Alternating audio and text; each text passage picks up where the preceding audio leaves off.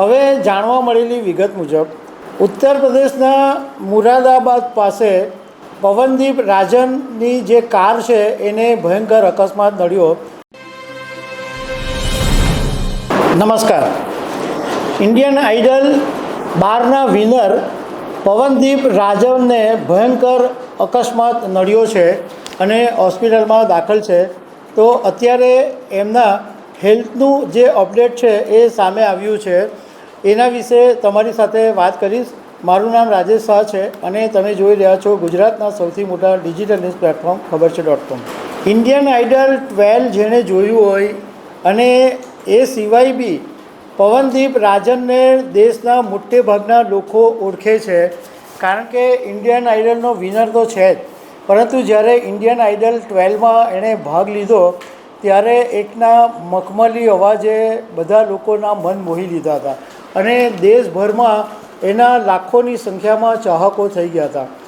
એ તબલા અને ગિટાર ઉપર જે પ્રમાણે ગીત ગાતો હતો તો લોકો તે વખતે એવું કહેતા હતા કે એના આત્મામાંથી જાણે અવાજ નીકળતો હોય એવી રીતના એ ગીત ગાતો હતો. હવે જાણવા મળેલી વિગત મુજબ ઉત્તર પ્રદેશના મુરાદાબાદ પાસે પવનદીપ રાજનની જે કાર છે એને ભયંકર અકસ્માત નડ્યો. પવનદીપ રાજનનો જે ડ્રાઈવર હતો એ રોડ ઉપર ઊભેલી એક ટેન્કરમાં પાછળથી એની ગાડી અથડાઈ ગઈ, કારણ કે ડ્રાઈવરને તે વખતે ઝોકું આવી ગયું અને એ વખતે મળસ્કેના રાતના 3 વાગ્યા હતા. એટલે અંધારામાં પેલું ટેન્કર દેખાયું નહીં અને ડ્રાઈવરને ઝોકું આવી ગયું એટલે કાર છે એ પાછળથી ટેન્કરમાં ઘૂસી ગઈ અને પવનદીપની જે કાર હતી એના તો ભૂક્કે ભૂક્કા બોલી ગયા અને એને તાત્કાલિક પહેલાં નજીકની હોસ્પિટલમાં દાખલ કરવામાં આવ્યો અને એ પછી દિલ્હીની NCRની હોસ્પિટલમાં દાખલ કરવામાં આવ્યો છે. હવે પવનદીપ રાજનની ટીમે ઇન્સ્ટાગ્રામ ઉપર એક મેસેજ મૂક્યો છે કે પવનદીપની કારને મુરાદાબાદ પાસે અકસ્માત નડ્યો છે.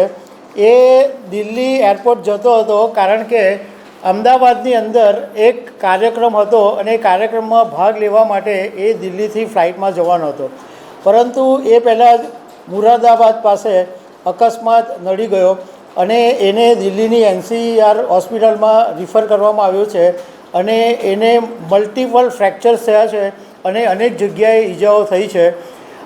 અત્યારે એનું એક ઓપરેશન છે એ ફ્રેક્ચરનું થઈ ગયું છે અને બાકીના 3-4 દિવસ પછી એના ફરીથી ફ્રેક્ચરના ઓપરેશન કરવામાં આવશે. પણ એની ટીમે એવું કીધું છે કે પવનદીપ રાજનની તબિયત હવે ખાસી સુધારા ઉપર છે અને હવે એને સારું છે, પરંતુ એને ICUમાં દાખલ કરવામાં આવેલો છે. પવનદીપ રાજન ઉત્તરાખંડનો છે અને ઘણા બધા ચાહકો એના અકસ્માતના સમાચારને કારણે ચિંતામાં મુકાઈ ગયા હતા, પરંતુ અત્યારે જ્યારે ટીમે આ હેલ્થ અપડેટ આપ્યું ત્યારે ચાહકોને પણ શાંતિ થઈ છે.